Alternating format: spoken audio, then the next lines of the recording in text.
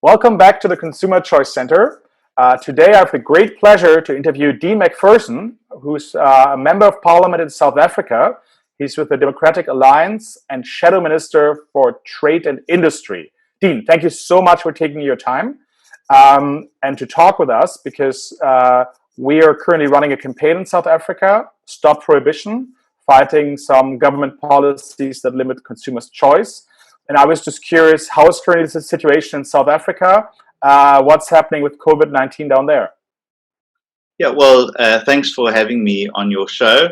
And I think that anyone who advances the cause of consumer choice and also seeks to oppose laws which limit that choice, particularly in the face or in a space where there is no evidence to back up those policies, is certainly welcomed. So we've been through two restrictions on alcohol. One when the lockdown in South Africa started on the 26th of March, and another one that has been reintroduced just this last Sunday. Similarly, since the 26th of March, consumers have been unable to buy cigarettes or any tobacco-related products. And that stems from beliefs that smoking and alcohol somehow limits the state's ability to fight the coronavirus, or in fact is a added pressure on the public health care system. Now, nowhere have I seen any research that backs up any of those beliefs by the government. In fact, a peer review paper that was published in the United Kingdom found that actually smoking lowered the ability to suffer or to contract the coronavirus. Now, I'm not a smoker myself, but I absolutely advocate for your right to choose to do that should you so wish, and the same applies to alcohol.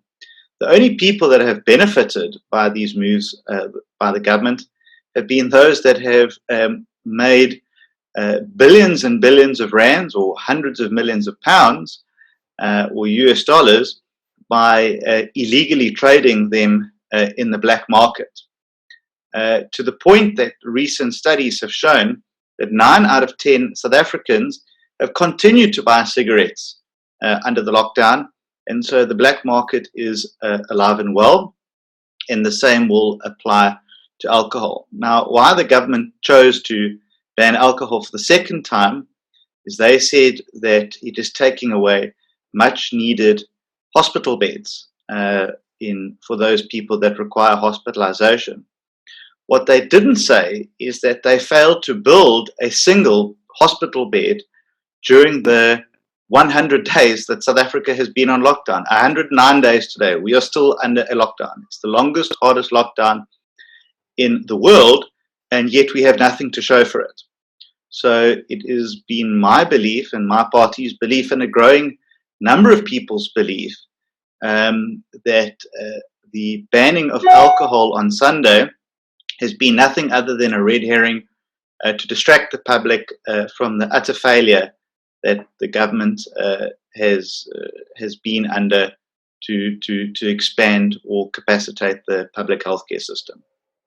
So thank you, Dean. So, I mean, obviously the coronavirus is something we all over the world face. We had it very heavily here in the United Kingdom and just start going to lower levels of the lockdown, and that's something no government could fully prevent.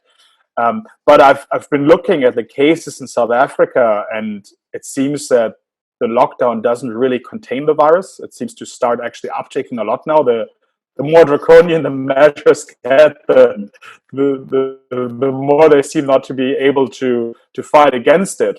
So what do you think should the government do to be able to better combat the virus? Well, a lockdown is not a containment measure. The virus is in every street in every suburb across the country now. You can use public transport And in South Africa, we have public transport, something called a minibus taxi, which basically seats 16 people. And you can fill it up to capacity, but you cannot go and see your family. You can go to a casino, but you can't have any interaction with people in your home. And so it has been the illogical regulations by the government that, in my view, have contributed to the spread of the virus. The lockdown is, as I said, is not a containment measure, and they have not used the 100 days to build any healthcare capacity. Now, I think that there's a big difference between South Africa and the UK, where we have more cases than you, but we have far, far fewer deaths and will have far fewer deaths because we have a much younger population than many European countries.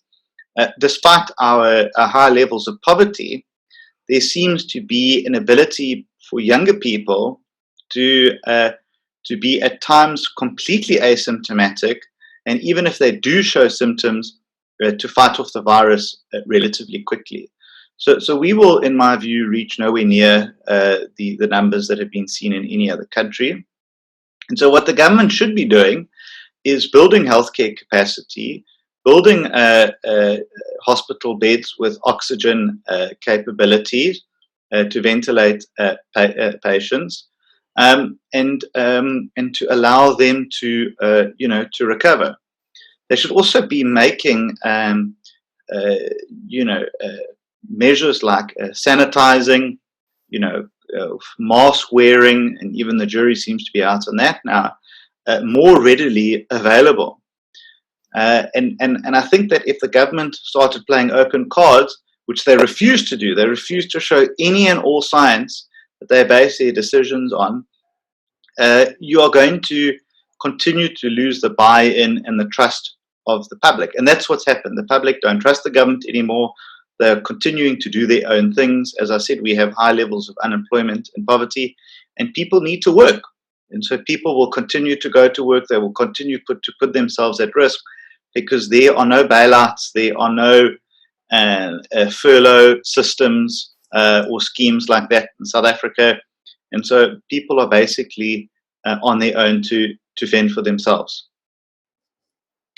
Okay, thank you so much. This is Dean Macpherson of the Democratic Alliance for South Africa talking to us at the Consumer Choice Center about the government's new prohibitions on alcohol, tobacco, and other regulations in the area of COVID lockdowns.